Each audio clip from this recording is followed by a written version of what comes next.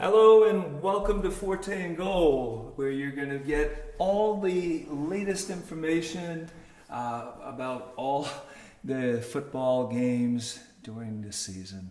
And here we are Thursday night with the Thursday night matchup of the NFC East teams, the New York Giants visiting the Washington football team. So the game's about to start.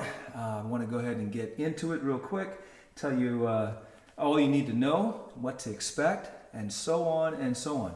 So the both of these teams are basically, middle of the pack teams to bottom type teams. Okay, of course it's the beginning of the season, so the script is yet to be written. But based on week one and based on the rosters and limitations and injuries already from game one, I think it's pretty safe to predict that both of these teams are going to struggle this year, especially one of them.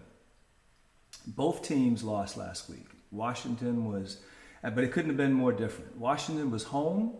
They lost to the Chargers, and meanwhile the Giants were both teams were home.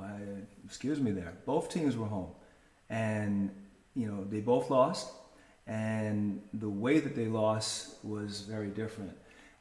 First off, the Washington team, they suffered a major injury to at the quarterback position.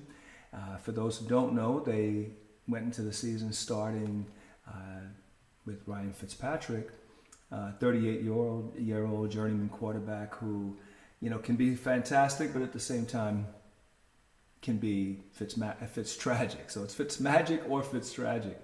My thinking personally was that this was a risky proposition to begin with. I mean, yes, he's capable of doing great things, but I mean, he is 38 and he has never won a playoff game, and he is on, I don't even know what team, it is like 18th team in his 16 years in the league. So I really didn't have a lot of faith in that. And sure enough, he suffered an injury, unfortunately for him, that might even end his career. It's a hip injury. So very, very tough. Taylor Heineke, to his credit, came into the game and performed really well. In fact, the score that they did get was with Taylor Heineke at the quarterback position. A couple of stats from that game with Washington, things that were interesting to note. The Chargers, with a loaded offense, with Herbert at the quarterback and such, put up 424 yards of offense compared to 259 from Washington. Washington is not known for their offense, and people, optimists or whatever you want to call them, thought differently about them this year because they added some weapons. Well, it's not working out that way, and I honestly wasn't very high on that happening. I thought they made some improvements, but I didn't think they'd be that much better. Herbert had 300 plus yards of passing against a very good secondary with a great front seven that can put a lot of pressure on you. But their revamped, new offensive line, I'm speaking about the Chargers, they absolutely performed well. They did a great job. Only allowed 2 sacks versus a really good defensive front. Meanwhile, the Chargers were able to get 1 sack. So that's a couple of things to notice.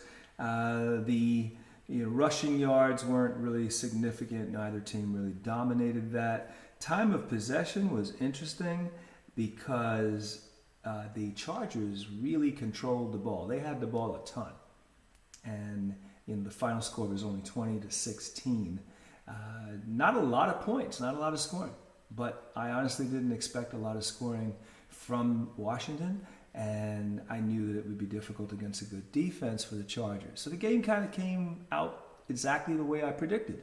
Now, that being said, Washington this week goes into the game knowing Tyler Heineke is going to be their quarterback. He's not a slouch. He played in the playoff game against the Buccaneers last season, and he did a really good job. They do have some weapons. Logan Thomas, a fairly decent offensive line. a good running back. They've got a few weapons, and they've got their defense. And their defense, despite what happened last week, they're still a very solid defense and one to be respected. Now, on the other side of the coin, they're going to be playing against a Giants team that also improved their offense. But when you look at their offense and you look at the number one factor, it's quarterback. And Daniel Jones again disappointed us with a turnover last week. He fumbled after a nice little run. He's a good passer. He really is. But he's a good runner. He's pretty accurate. Pretty mobile. But his problem is decision making and protecting the ball. And the defense that people thought was a potentially top 15, top 10 even defense, and they improved on that in the offseason, didn't look at all like that in this first game against Denver. Denver was able to, Teddy Bridgewater and the receivers that they got, they just lit up that Giants defense. So really, the Giants look pitiful on both sides of the ball, and we know their offensive line's always been their Achilles heel. It's going to really, really hurt them against Washington. So that to me is one of the biggest points of this game. It's the biggest thing going on. The Washington D line and linebackers, they're a real tough bunch, and they're going to be going against an offensive line in the Giants that has never. There you see the fumble right there, but has never been that good. I say has never, but for ages. And here's a beautiful pass from Daniel Jones. You say so he's capable of really making all the throws. And I see Saquon here. Saquon is back. You can see he had limited action in this game, and the staff plans to give him limited action in this week as well. And I think that's a good idea. He needs to be brought along slowly. I don't think his confidence is quite there. So, maybe because of the injury or, wiping off rust, but I just don't think Saquon is ready to be, Saquon that we know.